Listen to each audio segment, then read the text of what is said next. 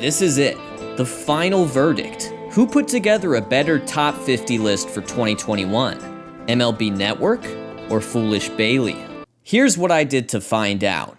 I went and set a threshold. I was only going to evaluate players with a minimum of 450 plate appearances, 300 if a catcher, or 130 innings pitched. These aren't quite full seasons, but they're close. They're a really healthy sample size.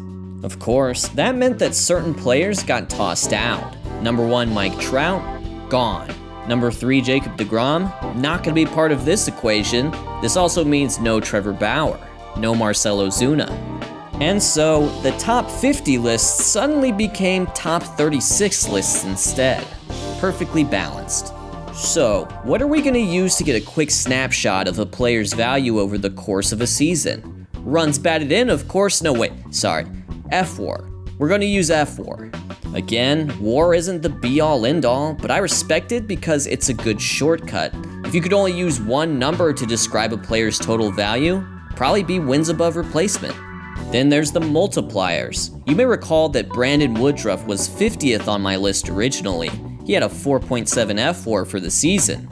And given that he's 36th out of 36 on my full season list, he gets a base multiplier of 1.0 for a total of 4.7 points.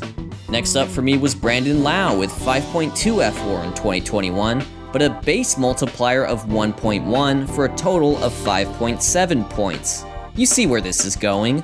Add 0.1 to the multiplier for each spot you move up until you reach the very top. Number 2, Juan Soto, 6.6 FWAR times 4.4 is 29 points. Number 1, Mookie Betts, 3.9 FWAR times 4.5 is 17.6 points.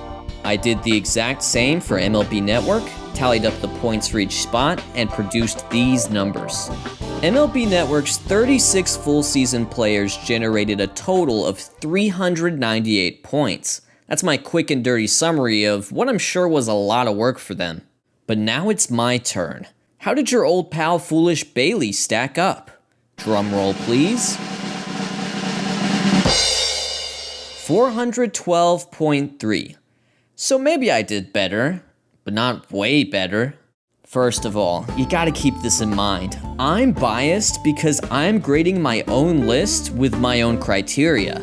Now, of course, when I built out the Foolish 50 last March, I wasn't trying to build it based only on FWAR. If I was, I would have rated the designated hitters a lot lower and prioritized FIP instead of fawning over Hyun-Jin Ryu's previous ERAs. What the heck, Hyun-Jin Ryu? What happened, man? What's wrong?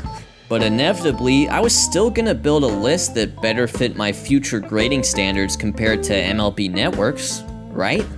And even so, it's all for what? 3.6% more points? Is that statistically significant enough to draw conclusions? If you put two elephants side by side, and one was 3.6% heavier than the other, would the size difference be obvious? Maybe one of those elephants just ate, while the other just took a big fat elephant dump. That could be the weight difference right there. So where did this approximately 14-point differential come from? Where did I score more points than MLB Network? The biggest one was José Ramírez. José Ramírez was MLB Network's 13th ranked full season player for a multiplier of 3.3.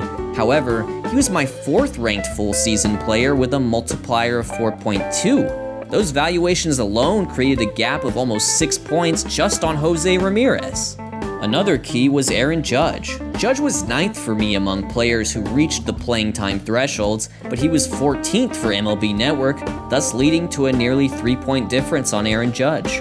Overall, I would have to say that the winner is inconclusive. Sorry, I know it's probably not what you wanted to hear, but I'm not comfortable crowning myself considering that I invented the grading system and barely squeaked out more points. So maybe you should just let me know what you think instead. Hit those comments below, and thanks for watching. We're done with the Foolish 50 now. Well, at least until next year.